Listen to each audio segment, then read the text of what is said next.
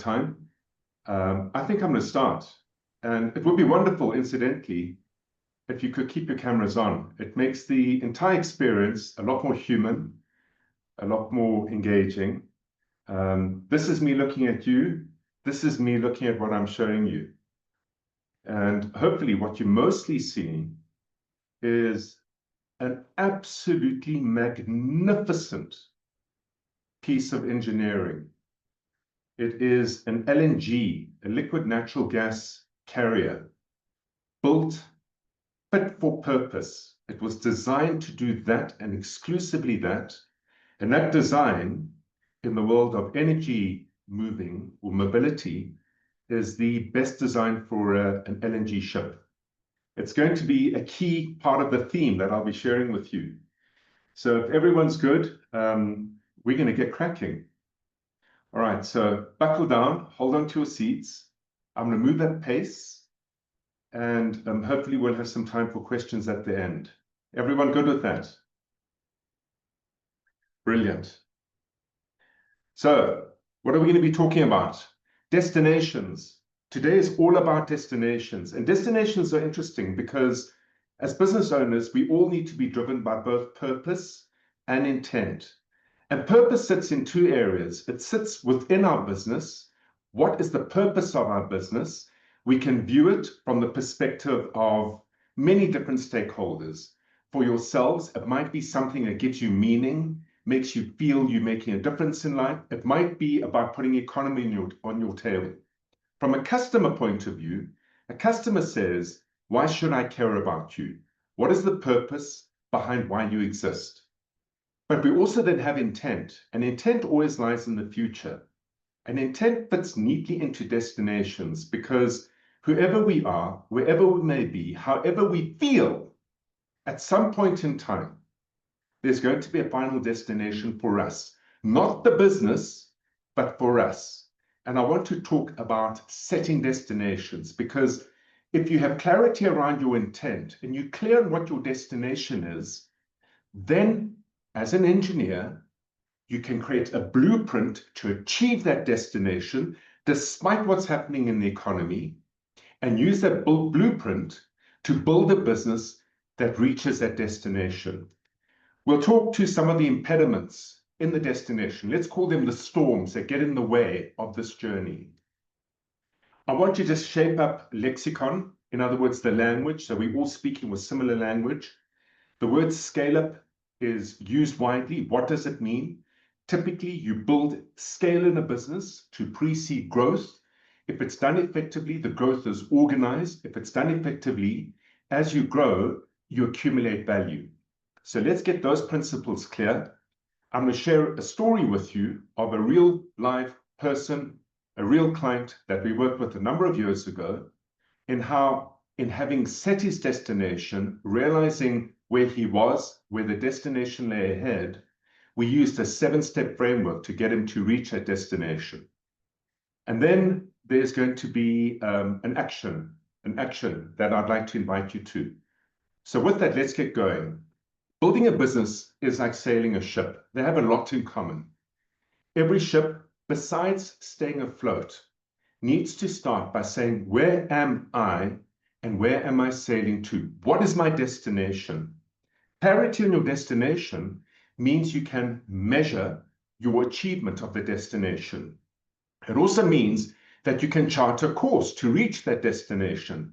You can say, if we're sailing from, for example, Cape Town to New York, it would be a 12-day journey. You can resource your ship accordingly. 15 days of food, fuel, and water. Why? Well, if you've been watching the news, Melissa is traversing across the Atlantic at the moment.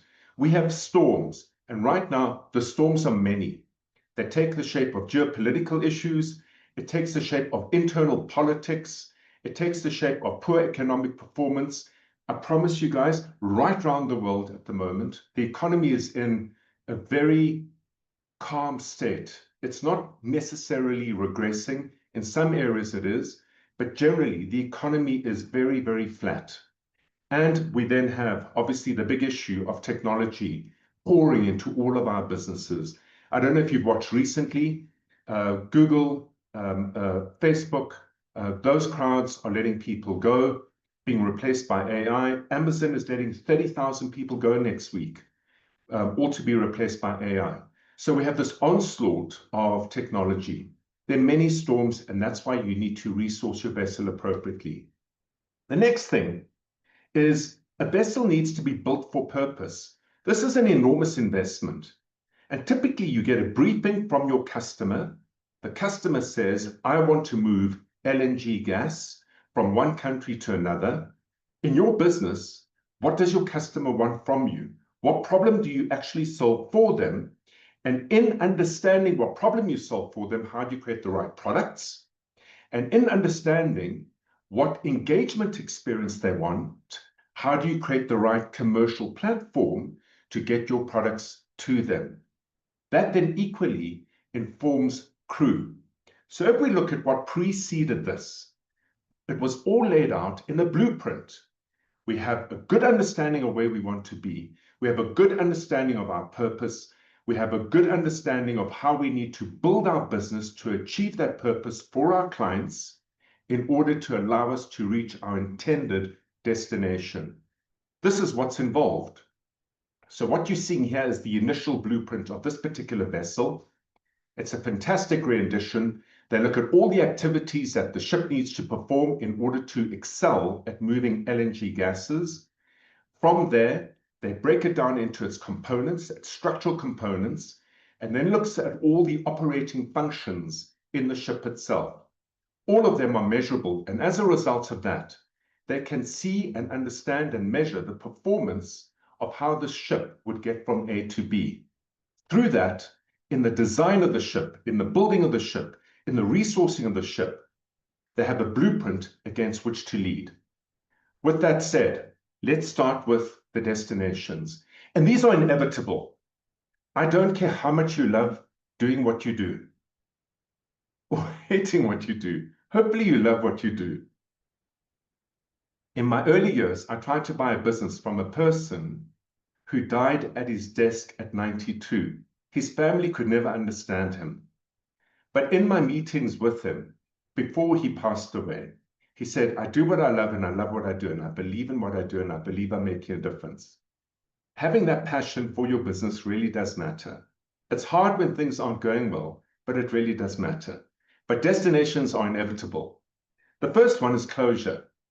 And typically when you close the business, your value is what the auction yields for you. The moment you close the business, you call an auctioneer in, it's called a net realizable value, and they look at your pencils and machines and vehicles and sticky Sharpies, whatever you might have in the business, your printers, the remaining screens. They then have an auction, and whatever you get is what you get. Closing a business is hard because once you have liquidated the business, you then have to pay for the business to be closed. And that in itself is a real challenge. It stops when you stop. There's no ongoing value created. Option number two is you're selling out for a lifestyle. So you might be saying, right, I've reached a certain point in my life where I'm going to be exiting my business and I want to attain a very specific lifestyle. And for that, you closely or mostly are selling to private individuals or other small businesses that are looking to scale up through acquisition. In this instance, the way you calculate your value really does matter. And I'm going to give you some formulas that you can use to calculate what that destination should be. But if your intent is to sell your business and retire by the sea or somewhere else or on a farm or whatever the case may be, you need to calculate the value of that lifestyle, your remaining life in that lifestyle, and that then informs what your exit price needs to be that sets your destination. Next, we have succession, and succession is growing. It doesn't exist only in family businesses, but more now than ever before, succession is being found through founders selling the business on to senior leadership teams for value. It is a particularly challenging, let's call it handover to get right. There are significant changes in relationships, and there are significant changes in how you value those businesses. In a family environment, if you're succeeding the business from a founder to the family member, all of a sudden you're carrying 2 families or maybe 3 families. How you set your destination in terms of value really matters here. And I'm going to give you a formula that mostly will allow you to calculate that. And then there are a couple of us. In fact, I'm happy to say most of us on screen that inferred you want to exit with a big bang, something that recognizes your achievements over the last 10, 20, 30, 40 years, something that turns around and says, based on the valuation you've attained over here, based on the number you've achieved, you have exceeded the benchmark valuations for businesses like this dramatically. It is a true testament to your sacrifice, your commitment, your creativity, your courage, your care, your ingenuity. And there are a number of us who are like that. What's interesting about the legacy piece is that most of us, perhaps 55 and less, believe that's going to be the final destination. Lifestyle starts somewhere at around late 40s onward. Succession starts and doesn't end the moment there's interest from perhaps family members coming into the business, or when you start hitting the later part of your 50s, and closure ends when you've tried all the other 3. So there are many ships in the sea. This is a snapshot. And this is a snapshot of all the sailing vessels out at sea about 3 days ago. And here's the reality. In your business, you have many, many, many competitors. Some of them are direct, some of them are indirect, and some of them are being born right now. It is a highly contested space. If you think about what valuation means as a destination, effectively it means you will be moving on, and whoever is acquiring it, whether it be your senior leaders, whether it be your family members, whether it be a third-party buyer, is then going to continue sailing that vessel to its next destination. They have choice. There are far more sellers out there than there are buyers. And the big question is, how do we then build our business to stand apart in a crowded market when ultimately we're looking to secure a clean valuation and of a day an exit for ourselves, the founders of the business? The news is not good. 94.6% of businesses started find themselves out at sea with no more food, fuel, water, or crew. That number comes from the United States, and the US remains the most vibrant market for starting up a company, scaling and growing it, selling it on, for the buyers, whoever they may be, to take it then to its next level. So if in that market, the number's running at 94.6%, despite how old the business is, despite the size of the business, despite how, to the extent that the owners believe they've got something unique, despite all of that, the numbers in South Africa are tougher. There are fewer opportunities. In the UK, they're tougher because of so much competition. Across the economies where mid-tier companies are established, around 60% of them sit in the hands of baby boomers, and that's what's creating so much competition and noise for a future exit at the moment. So if we look at the numbers, for third-party exits across the board, the average discount to asking price in order to get a deal done is 17.5%. So whatever number you believe your business is worth, typically people are discounting by around 15 to 20% to simply get a transaction done, given the competitive environment we find ourselves in. Sold with earnouts that don't get full earnout. So this is effectively where somebody says, right, I want, for example, 50 million Rand for my business. A buyer looks at the numbers, a valuator comes on board and says, it's not worth that. However, we're prepared to pay that to you, giving you 10 million upfront, and then a further 10 million per year for the next 4 years if you hit certain profit numbers. You've heard about these before. and you've seen what happens. Around 71% of those earnouts are never, ever realized. The company that did this with massive, massive acceleration about 10 years ago was EOH. Many people who sold out to EOH found themselves with only a fraction of the promised purchase price. And there are reasons why this happens. Sold with earnouts that don't get paid, period. So think of this. You're already looking at a 17 to 20% discount on your asking price. You then have around 71% not earning full earnouts, but of all of those securing earnouts, 41% don't get paid at all. So the remaining 60% see less than 71% of their earnouts achieved. It is dire and avoidable. The next thing are management buyouts. The no payout of a remaining price. So when a management payout occurs, it typically occurs over a period of time. And right now, across the UK, this is a UK number. It's really hard to get numbers in South Africa. Around 41% of management buyouts are not yielding for the seller their full purchase price. The discount that then gets negotiated sits on average at around 33%. And folks, the reason this is important is because getting clarity around that destination really does matter. You need to be realistic as to how you calculate it.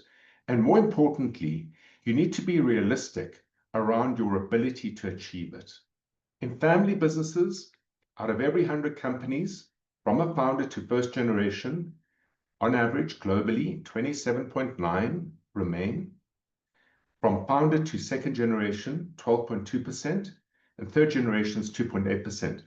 There's a really cheeky expression to say the founders are the money makers, the first generation are the caretakers, and the second and third generations are the undertakers of a family business. There are very few businesses who move beyond the third generation unless they are acquired into an environment where professional management steps in. We have a few instances of those in South Africa. So these are real challenges, and we have to face up to them. What's the remedy? The remedy all sits in how we choose to look at our businesses. We are so wrapped up on a daily, weekly, monthly basis, operating and driving our businesses, intent on growth, working with our teams, working with customers, working with suppliers, that seldom do we have an opportunity or the bandwidth to step back and say, hang on a minute, who's the biggest investor in our business? Who has the most to lose? And if you adopt an investment mindset, then think of your business in a similar fashion to how you would think buying a share on the stock exchange. There are three requirements you want when you buy a share. The first is, if I'm going to buy a share for 100 Rand, I want income growth. It means over the next 5 years, I want 20 Rands a year worth of dividends. In our businesses, that's about getting money in. It's about paying dividends. It's about paying salaries and bonuses. It's the money that flows through the business. 5 years on, I want to be able to sell that share that I bought for 100 Rand for 200 Rand. That's a 100 Rand capital gain. Think about it in terms of your business. What's the business worth today? What will it be worth at your destination? The difference between the two is the capital appreciation you want to secure prior to exiting. In order for this to be realized, the capital appreciation, it needs to be tradable. Because if I take my business and I offer it to Warren, Warren's going to turn around and say to me, I'm interested in buying it. Will it give me income growth? Will it give me capital appreciation? And will I be able to trade it and sell it to Johan 5 years from now? If we adopt that perspective on our business, then immediately we're 90% of the way there to avoiding the inevitable 94.6%. Most people wake up of a day exhausted, knackered, frustrated, hurtful, and say, I'm now ready to get out. They've built a business that can generate good income growth, but the business has not been built to secure capital appreciation and exit. So let's get the language right. And again, I'm going to use an analogy. What we have over here is a beautiful product. Just by show of hands, who's got products? Who's in the business of selling products? Okay, they're a couple. Andre, I see you. Hannah, I see you. They're a couple. Okay. Mart, I see you. I see you. And service industry, who's in the service space? Okay, quite a few of us. So let me ask you something. Can you sell a product without a service? Really hard to, because every product is wrapped in a service in some shape or form. So if we look at our offering, be it a product or be it a service, the two are one of the same. That makes up, in effect, half of the business. That beautiful product and beautiful service you're offering sits on the table, because what gets it out to market? And what gets it out to market is the commercial chassis, the commercial engine that gets the product or service to customers and clients and creates an engagement for them around finding out about your product and service, acquiring it, being fulfilled by it, and deciding whether they want to remain with you or not after. So there are two parts to every business. You've got your offerings and you've got the commercial platform. The commercial platform is made up of your system of delivery, your marketing gear to find your clients, your sales gear to convert them, your fulfillment or operations gear to deliver your promise, and then the rest of it makes up retention, creating a fantastic, enjoyable experience that retains your clients and has them coming back to you. These two things combined create exactly that, an experience. If you think about everything you've ever bought, the product, the offerings, and the commercial engagement process you went through crafted an experience for you. And that experience was either good or bad. And on the basis of that experience, you either continued with that company, you promoted the company, or if it was bad, left that company and degraded its reputation. So all of us actually are in the business of crafting the ideal experience that wins well-defined groups of customers, let's call them segments, on a continuous basis. If we know who we serve, we can make sure we've got the right offerings. If we know who we serve, we can make sure that we create the right experience in terms of our marketing, how they learn about us, their engagement with us in sales and how they become clients and customers, how we fulfill them, and importantly, how they need to be retained. So let's take a further step back and say, well, what business are we in? If we can define that experience, and importantly, we can create a blueprint to build offerings and to build commercial platforms that through a process of building and engineering it, deliver that experience on a consistent, scalable, predictable basis, we have something really interesting. Let's take it further. If we look at that engagement experience blueprint, which informs how we create our offerings and informs how we build our underlying commercial processes. From an Auric point of view, the framework we use to craft the ship is something called an asset of value, and it's got 5 layers to it. The first is it needs to be built for purpose. Positioning says, who are your customers? Are they well defined? What problem do you solve for them? And what is their buying and engagement behavior with you? If you understand those elements, then you have the opportunity to craft a blueprint in order to create the ideal engagement experience. Using that blueprint, you build a system of delivery. There are 4 gears that make it up. They're the commercial operating functions of a business. The first gear, per se, is how you find your customers. The second gear is how you convert them. The third is how you fulfill your promise. And the fourth is how you retain them. And importantly, those gears, the way they are built, the activities that make them up, are informed, the design of them are informed by your positioning blueprint. What is the ideal engagement we need to create each time, every time, in order to find the customers we want and hold on to them? With that, systems are built by a team.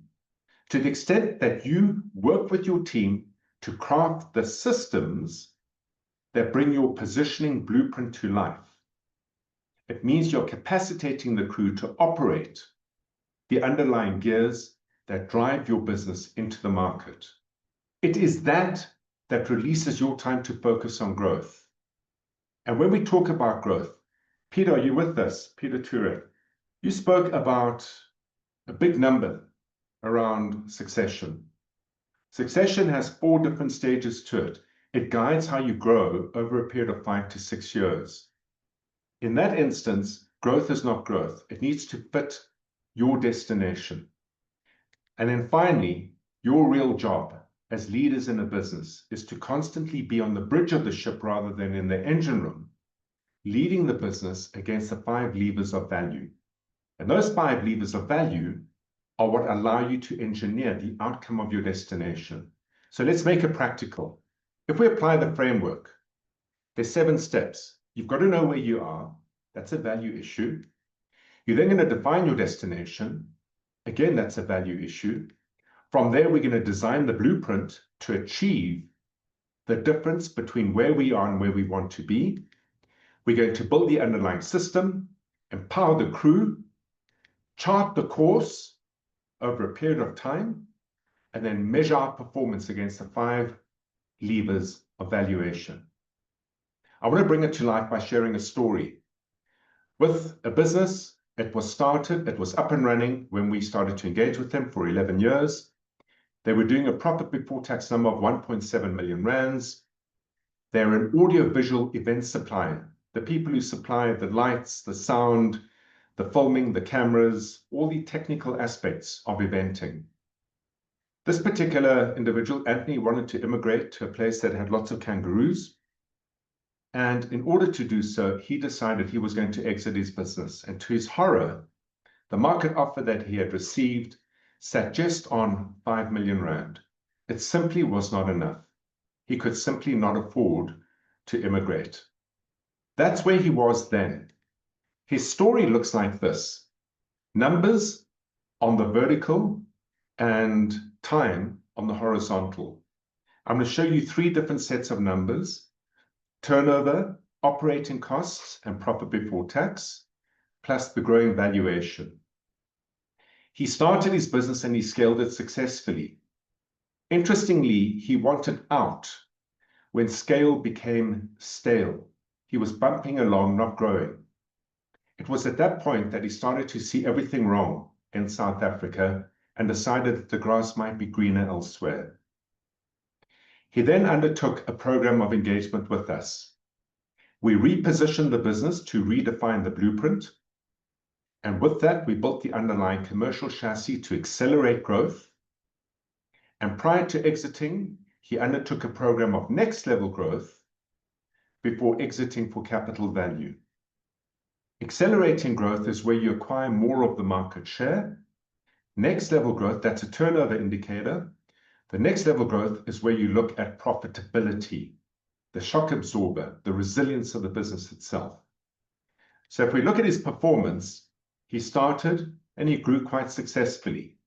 He already had 10 years of experience in the industry before he started his business. The black line's growing nicely, the red line's following suit. This was a period of frustration where everything seemed to just flatten out. He undertook a repositioning, and in that repositioning, he found new markets quite successfully. When he had the winning formula to acquire those markets, in his case, the eventing was not going to be project-driven any longer. The markets that he found were significant, large-sized, multi-location, bank assurance, and professional services businesses. So think of banks, think of big insurance companies, think of big management consultancies, big asset managers, accounting firms, and law firms that have, in order to activate their brands, regular consistent events in all provinces of South Africa. With that, he accelerated his growth very successfully on the back of a winning formula, added some additional segments, and he exited his business for just under 95 million rands in a period of 8 years after. So here's his story. When we applied the framework, the first question was to ask, well, where are you? And this is where you need to get a baseline valuation of your business today. And it needs to be done with honesty. So if you recognize our ship over there, where in this noisy, crowded space are they? We can see they're located just off the Bahamas, directly, incidentally, in the path of Hurricane Melissa. I don't know if any of you are following that terrifying story. But that's where they're located.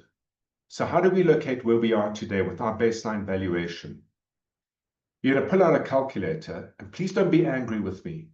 I'm simply going to tell you what the standard valuation and benchmarks are at the moment, at this point in time. And the way you calculate your current value is you take your most recent net profit before tax for the last 12 periods. So your last financial statements, your net profit before tax, you're going to times it by a multiple to give you a value. The multiples for mid-tier established businesses, typically businesses doing from around 30 million to 300 odd million or so in South Africa, are sitting in and around 3 times profit. Interesting, in the US, in the UK, in Northern Europe, it's 4 times profit. But on a peer-to-peer basis, South African businesses have higher profits than their Western counterparts. So it equates more or less to the same number. It'll vary depending on vogue. If you're in a very sexy industry at the moment, the benchmark might be 4. If you're in an old industry, it might be 2. It'll also vary depending on size and cover. If you have multiple locations across multiple territories, the benchmark might be 3, but you might be starting at a 4. To be prudent, I'm going to work with 3 across the board. In his instance, he had 1.7 million rand profit before tax times a 3 multiple, gave him a 5.1 million valuation. When he went to market, if you recall, he was offered 5. Pretty accurate. So now we know where we are. The next thing is to define your destination. Decide the outcome you want. And what you're going to be doing is calculating the gap between what you currently have and what you then need in order to enjoy the lifestyle you've chosen post-business. And I'm going to show you how to get that right. This is where we are. Where is our destination? If it's going to be closure, the way to calculate your closure is to look at your assets in the business as they stand, honestly depreciate them by 30 to 40%, remove all remaining liabilities in the business, and that gives you an indication of what your business is worth. There are many instances where people turn on and say, but hang on, we've got some fantastic fleet. We have an enormous tractor that we paid 30 million rand for. The value of the business is not 30 million rand. It's not the price of the asset. It's the price that that asset will fetch in an auction. And not to scare anyone, but in a low growth economy, our auction values are really poor for capital assets in a business. If it were a high growth economy and a more vibrant market, we'd be able to achieve higher values. So your net realizable value is calculated by all assets in the business after your liabilities, depreciated most likely by around 30 to 40%. If you're going to set as a destination a lifestyle, the way you calculate the lifestyle amount you need is take a number. Let's say it's going to be R1 million a year. I need R1 million a year in order to maintain my lifestyle. You take the R1 million and divide it by 4%. That gives you the capital amount you need to have a lifestyle that costs, on average, R1 million a year into the future. From there, you remove your current investment values. The gap then represents the value that you need to achieve after taxes upon exit of your business. Next option, the legacy gap. This is easy. This is easy. The legacy gap is where you're looking for a significant outcome, where you're hoping to attain a multiple significantly higher than the benchmark. There are a number of you, when I asked, where would you like to be 3 to 5 years from now, put down some pretty big numbers. This is going to be your destination. The question here now is you've got two levers to get the valuation right.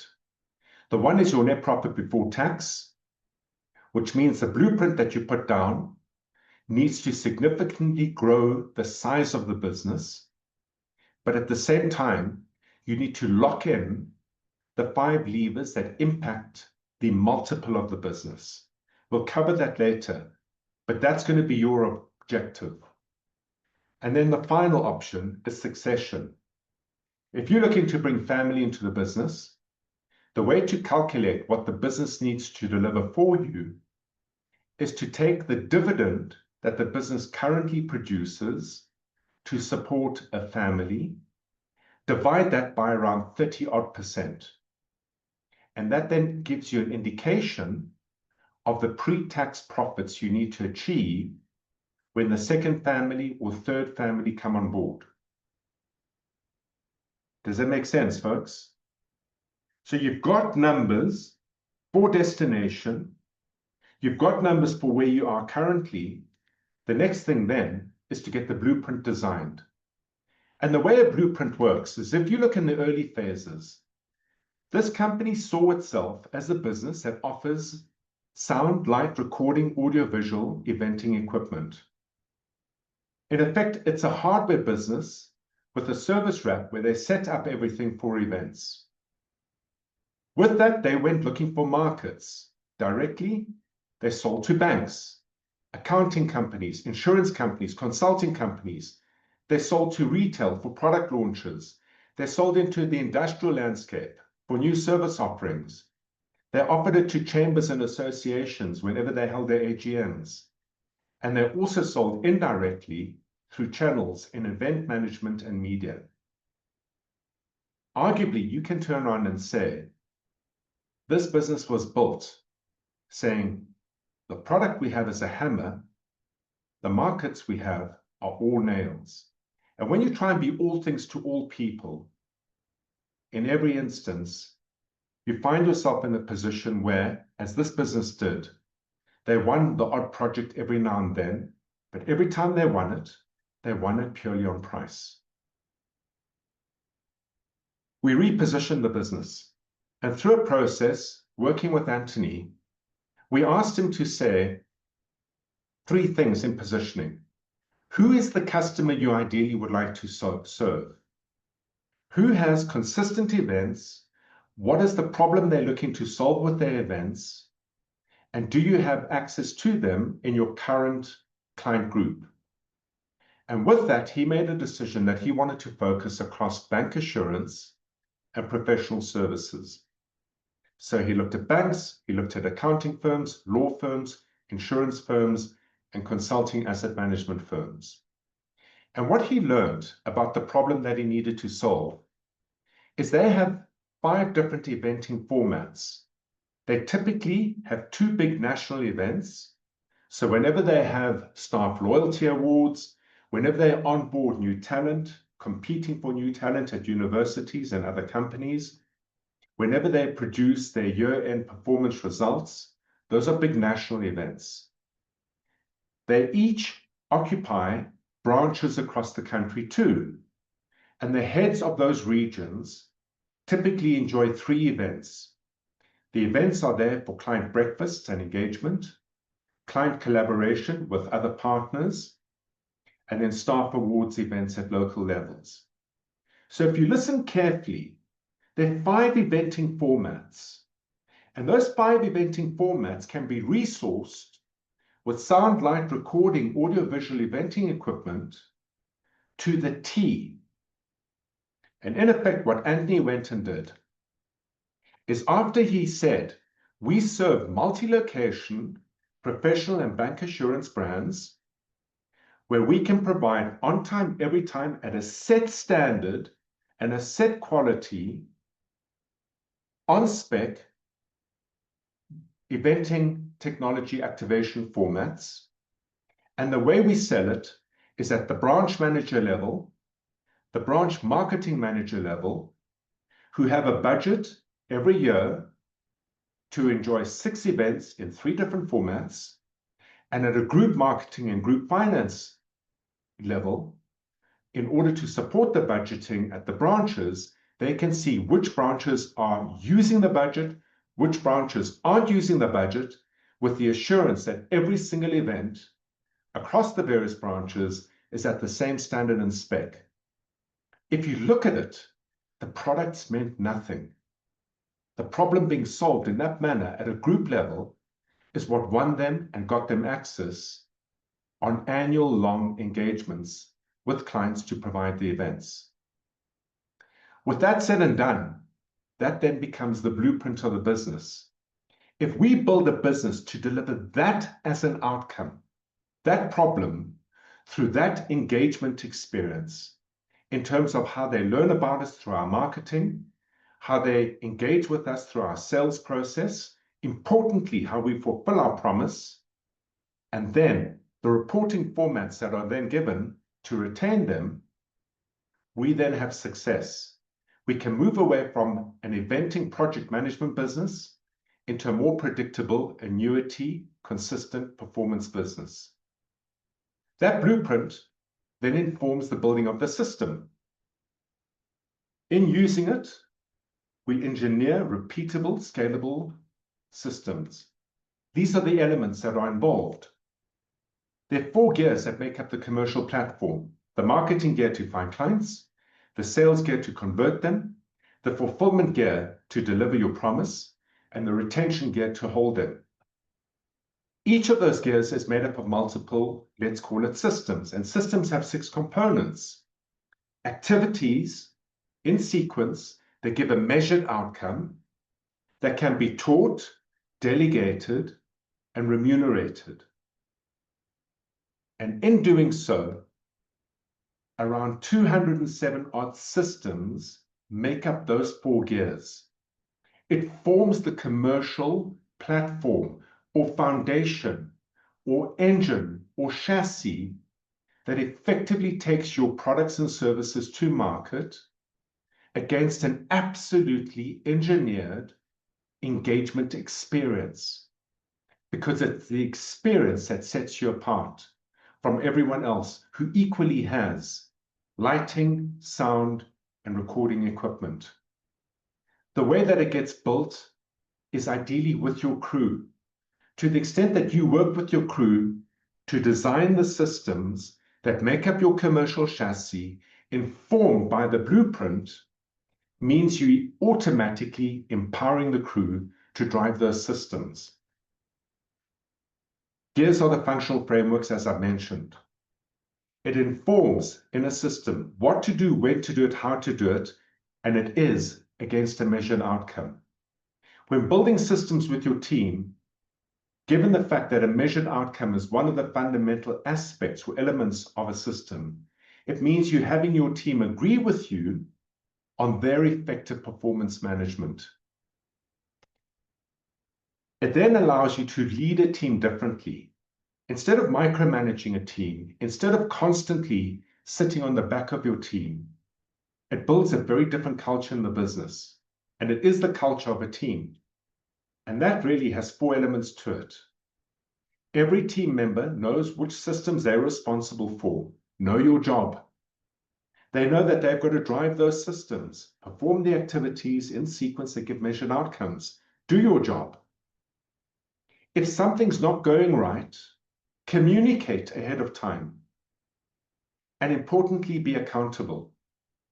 Because any commercial system is no different to a production process. Someone starts something and hands over to the next person, to the next person, to the next person to perform and bring to life the commercial system. It makes leading and building a culture behind a business a lot more ethical. There's a framework within which all these systems sit.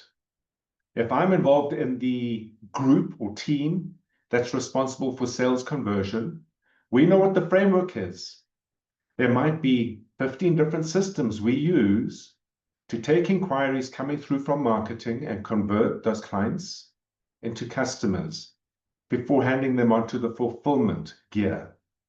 And in so doing, within that framework, if your team are driving the systems, they are best identified and located to innovate, but within the framework of the systems, the performance of the systems to improve by 2-3% all the time. With that said and done, we now have a chassis, an engine that is going to take the business we have built, the ship, from its location to its destination. It occurs over time. And in effect, you need to set proper measured outcomes for year 1, year 2, year 3, year 4, year 5. If you recall Anthony's numbers, the first 2 years were around repositioning the business away from project-based revenue into annuity revenues by not selling equipment to events, but by rather creating an ideal, replicable, scalable engagement process that would access and win the business of well-defined clients. The next 2 years is once that had landed and was working effectively, was to increase the revenue from those clients themselves. The third period that he went through was to add more clients with the same problem, new segments altogether. The final stage is where he then looked to lead and manage his business using the 5 levers of value. This is how they work. Do you recall the benchmark valuation, a multiple of 3 on your profit before tax number? When looking at improving that multiple, there are 5 phases of engagement we go through. And anyone valuing the company, you yourselves looking at a company, your own company, do this unconsciously. It's second nature. Any broker, any buyer, any valuator then looks at 5 areas of risk in the business. They're wearing an asset lens. The first thing they ask you is what makes you special? What sets you apart in a crowded, noisy ocean? In Anthony's business, they ask the question, are you commoditized? Are you a price taker? Are you chasing anyone and everyone simply for revenue? And when you look at the providers of AV equipment out there, they more or less, depending on size, have very similar equipment. They've got very similar capabilities. They compete for very similar business, and it puts the buyer in a powerful position where if the technology is going to be same, my decision is based on price. That tends to depreciate your multiple. However, in looking at Anthony's business today, he's niched within a segment. He's got banks, insurers, accounting firms, law firms, and asset management firms that have multiple locations on a national basis and have very well-defined eventing formats that get washed through the brand over a period of a year. He can link directly to their problem, which had nothing to do with the equipment, It had everything to do with setting a brand experience standard and ensuring that each branch in its location set the exact same standard each time, every time. And that linked him and tied him directly to the problem that the group CFO and the group chief marketing officer said, as a priority, that's what we need solved. It became a value sale. And with that, his multiple appreciated. The next line of debate is, how does the whole thing work? If you're in a position where you require daily coordination and orchestration and management, where you're sitting on your team day in and day out to get things done, it depreciates your multiple. If, however, your system of delivery operates a structured, scalable, replicable engagement process, informed by the blueprint that specifies your positioning, then in that instance, it appreciates the multiple. The same goes for team.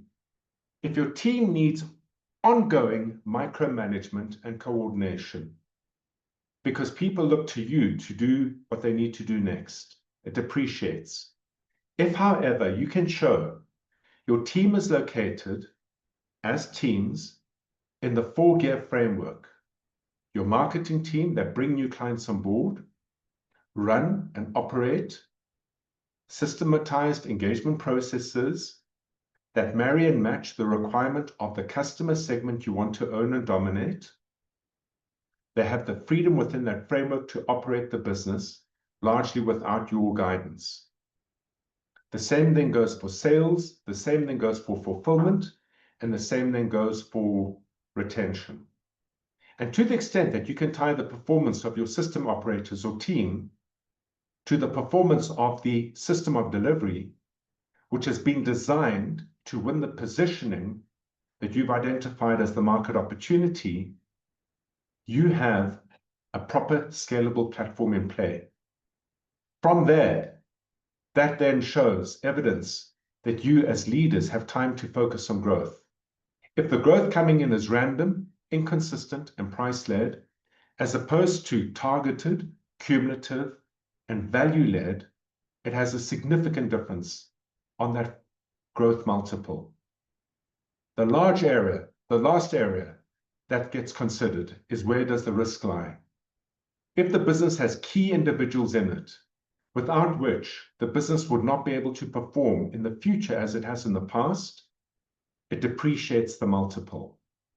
If, however, you can show that in many ways your key persons are independent of the business, that the business can operate as it has in the past in the future without leaders being involved in daily, weekly, monthly activities, and rather the daily, weekly, monthly activities are performed by a team contained within a system of operation that is informed by the niche segments you've chosen to tackle, you've created a transferable asset. I want to pause before we end, because I see we have 5 minutes left. The key to getting this right is to shaping your business against a blueprint. Let's just remind ourselves what a blueprint is. The blueprint says, what ship are we building? Is it fit for purpose? It needs to answer, who are the customers we can serve? What problem do we solve for them with regard to our offerings? Because that's the job of an offering. And importantly, how do they buy? How do they behave? And what do they require as an engagement process at a human level in order for them to favor us as opposed to our competitors out in the marketplace? If we can get that blueprint well defined, it then informs how we build the commercial chassis or engine that organizes the functions in our business in an orchestrated, coordinated way to deliver that exact engagement experience each time, every time. If we have that and we can build that with our teams so that the crew members on our ship know what to do, when to do, how to do it, and if to do it, in an orchestrated, coordinated manner, it creates a consistent, scalable engagement experience, releasing time for us as leaders to focus on new areas of growth. Based on our destination, are we chasing market share, looking for a big bang exit 10, 15 years from now?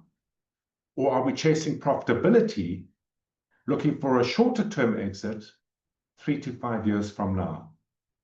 That allows us to chart our course and then constantly, by remaining on the bridge, not in the engine room, manage those 5 levers. I want to end off with an offer, and the offer is, we run from time to time a scale-up blueprint workshop to get this blueprint done right. And over a period of a morning, I discuss and share with you the scale growth value impediments. There are 5 of them that occur constantly, given the forces of change that we experience in the markets every year. We then share, and I share with you through a worksheet, a scale-up blueprint to resolve those impediments. And in that process, we cover the following. How do you set your brand apart? How do you distinguish your business from the many other competitors out there that have very similar offerings and a very similar, let's call it, level of perceived service? How do you then engineer a reliable, predictable, consistent customer experience? What are the processes to get that in play? How do you then do so with a purposeful, high-performance team? What is the process of engaging a team? How do you guide the team? How do you mentor the team to work with you to create the engineered, reliable, predictable systems that they themselves are going to operate to bring that blueprint to life? And then with that, depending on what your horizon is, how do you select accelerated growth and execute it, or next level growth and execute that, or lock in your capital growth to bed down your valuation and ensure asset transferability? We end off the morning by measuring your business as it is today. Where are you currently located? And based on your time frame, 3 years, 5 years, 7 years, 15 years, what number do you want at the end? And then we fact check that number against the engineered blueprint over that period of time to evaluate the reasonableness of it. And what you walk out with is an absolute bespoke plan centered around your circumstances, your needs, your requirements, your ambitions, your wishes. Please scan this. It's an opportunity to just register for the event. I think the next one's only going to be in January or February next year. But if you do register, my team will reach out to you, as they will in any event after today, and let you know at least 6, 8 weeks ahead where the event will be, and you're absolutely welcome to join us. And with that, it's 10 o'clock on the nose. I don't want to overstay my welcome, but I'm very happy to end the presentation and take a couple of questions should there be any. And for those of you who need to run off to your next meeting, I 100% understand. Thank you.